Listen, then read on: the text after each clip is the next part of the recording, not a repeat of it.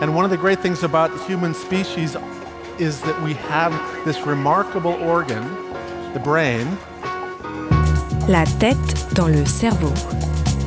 Biologie, cervelle, synapses, neurosciences, physique. The human brain really is the most unique gift of our species. Avec Christophe Rodeau. Nous avons tous appris que les odeurs sont perçues par le nez et le goût par la bouche et la langue.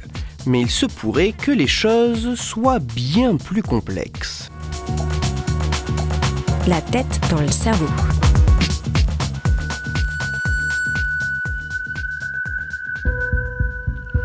Chez nous, humains, comme chez la quasi-totalité des mammifères, le goût et l'odorat sont deux systèmes sensoriels, deux sens assez distincts et indépendants.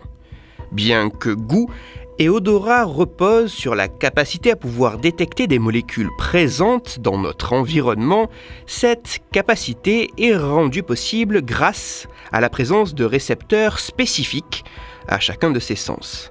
Les récepteurs gustatifs pour la gustation, le goût, et les récepteurs olfactifs pour l'olfaction, l'odorat. Ces deux types de récepteurs, génétiquement différents, sont présents au niveau d'emplacements distincts au sein de l'organisme. Les récepteurs olfactifs sont notamment concentrés au niveau de la cavité nasale du nez, alors que les récepteurs gustatifs sont concentrés au sein des papilles gustatives de la langue. L'information goût et l'information odeur captées par ces récepteurs différents sont ensuite envoyées vers des régions cérébrales assez spécifiques pour y être traitées. Bien que distinctes, ces deux informations peuvent être intégrées, combinées ensemble au sein d'une région cérébrale, le cortex insulaire antérieur, pour donner naissance à une perception alliant goût et odorat, la saveur.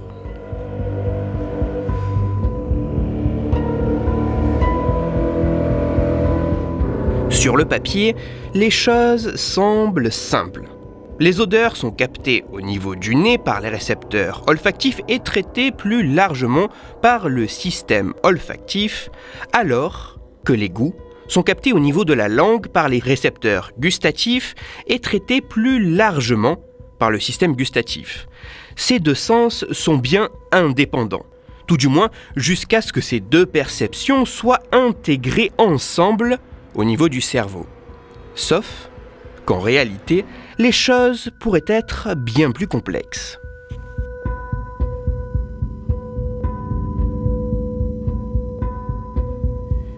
Dans une étude scientifique publiée en juin 2019 dans la revue Chemical Senses, des chercheurs se sont intéressés à la possibilité que la langue puisse, elle aussi, percevoir des odeurs. Pour ce faire, les scientifiques ont redoublé d'inventivité, mais surtout de techniques, mêlant génétique, biologie cellulaire et biochimie, afin d'étudier la composition, mais également le fonctionnement des cellules présentes au sein des papilles gustatives des langues de rats et d'humains.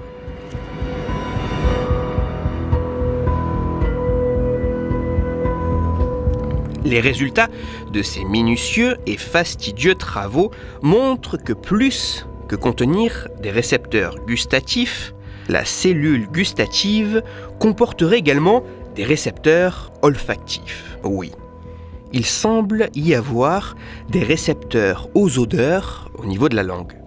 Ce résultat est certes intéressant, mais ce n'est pas parce que ce type de cellule contient des récepteurs aux odeurs qu'effectivement, ces récepteurs sont réellement fonctionnels. Toutefois, une analyse plus poussée permet de mettre en lumière le fait que ces récepteurs olfactifs présents sur la langue répondraient réellement aux odeurs. Oui, il semble y avoir des récepteurs aux odeurs au niveau de la langue, et ces récepteurs semblent bel et bien fonctionnels.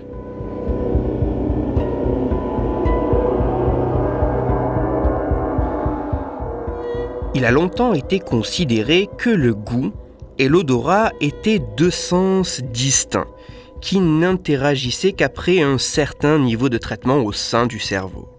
Mais de tout nouveaux résultats scientifiques viennent bousculer cette dichotomie parfaite en montrant qu'olfaction et gustation pourraient être bien plus enchevêtrées que ce qui était supposé.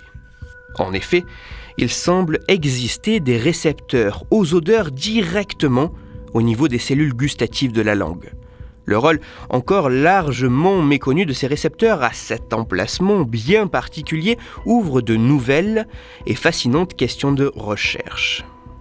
En conclusion, plus que de sentir avec la langue, il semblerait que l'association du goût et de l'odeur puisse, avant même d'atteindre le cerveau, se faire directement sur notre langue au niveau de nos papilles gustatives et la saveur naîtrait dans notre bouche.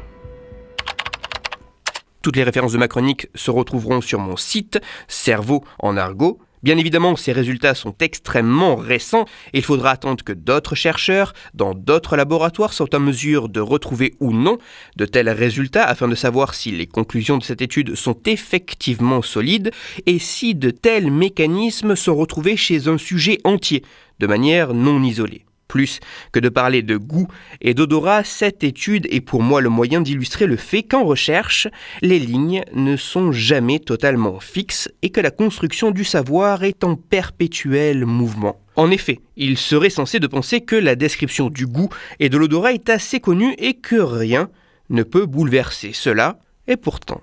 Pour approfondir la chronique d'aujourd'hui, je vous renvoie vers un article disponible gratuitement sur Internet. Cet article a pour titre « Sur votre langue, des récepteurs olfactifs ». Il est écrit par Loïc Chauveau et il est à lire sur le site scienceetavenir.fr. Pour discuter science et cerveau, vous pouvez me retrouver sur Twitter, @Christophe_Rodo, R-O-D-O, sur la page Facebook de La Tête dans le Cerveau et sur mon blog Cerveau en argot.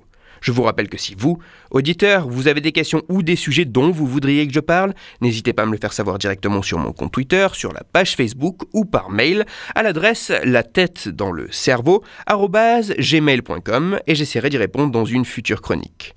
Toutes mes chroniques, y compris celles-ci, sont disponibles en réécoute sur mon podcast La Tête dans le Cerveau, à retrouver sur toutes les plateformes, dont SoundCloud, Deezer, Spotify, Google Podcast et iTunes. Christophe Rodo. La tête dans le cerveau.